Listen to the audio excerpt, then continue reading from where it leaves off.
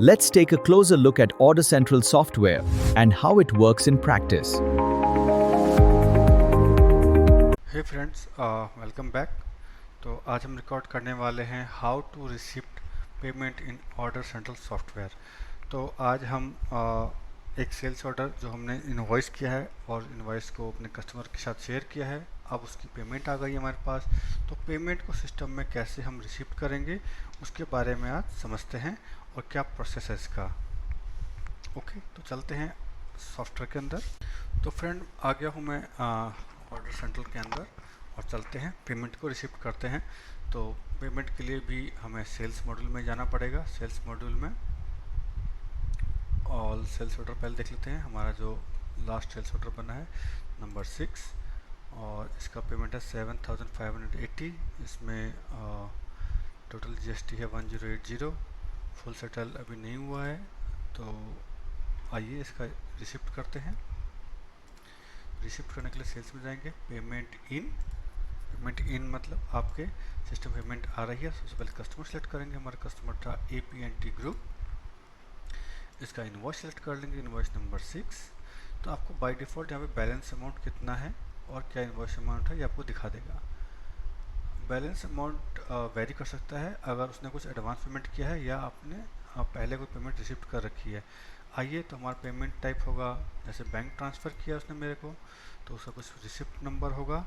तो let's say ICICI 004567, ये उसका पेमेंट रिसिप्ट नंबर हो गया। कौन से बैंक में हमको रिसिप्ट करनी है, तो मैं ICICI में करूँगा। ओके, और कितना अमाउंट है इसका 7580। लेट्स से मैं फुल पेमेंट रिसिप्ट कर लेता हूँ, छोटा इनवॉइस है। तो ये आ गया है। सो ये है, मैं इसमें पेमेंट में रिमार्क्स डाल देता हूँ, फुल पेमेंट रिसिप्ट, और उसको मैं पोस्ट कर दूंगा। तो पोस्ट करते ही आपका नोटिफिकेशन आएगा, payment posted successfully in the system. अब चलते हैं ऑल सेल्स ऑर्डर के अंदर और देखते हैं। तो देखिए, जो सेल्स ऑर्डर नंबर 6 है और जिसका इनवॉइस नंबर 6 है, उसका बैलेंस कुछ नहीं बचा है। टोटल अमाउंट ये है और टोटल जीएसटी अमाउंट ये है और ये फुल सेटल हो चुका है। आइए अब पेमेंट को चेक ट्रैक करते हैं। पेमेंट कैसे ट्रैक करते हैं, तो उसके पेमेंट ट्रैक करने के लिए हम जाएंगे कैश एंड बैंक में, ऑल बैंक में, और हमने ICICI बैंक के अंदर हमने उसको रिसिप्ट किया था। तो इसका बैलेंस देखेंगे तो 8580 हो चुका है। आइए इसकी ट्रांजेक्शन चेक करते हैं।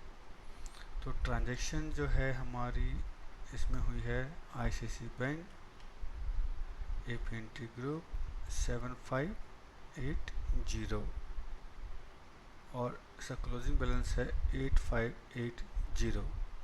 तो टोटल इसका जो क्लोजिंग बैलेंस हो गया 8580। ओके, तो ये था हमारा पेमेंट रिसिप्ट एंड बैंक की ट्रांजेक्शन, दोनों हमने यहाँ पे प्रोसेस के थ्रू समझ ली है।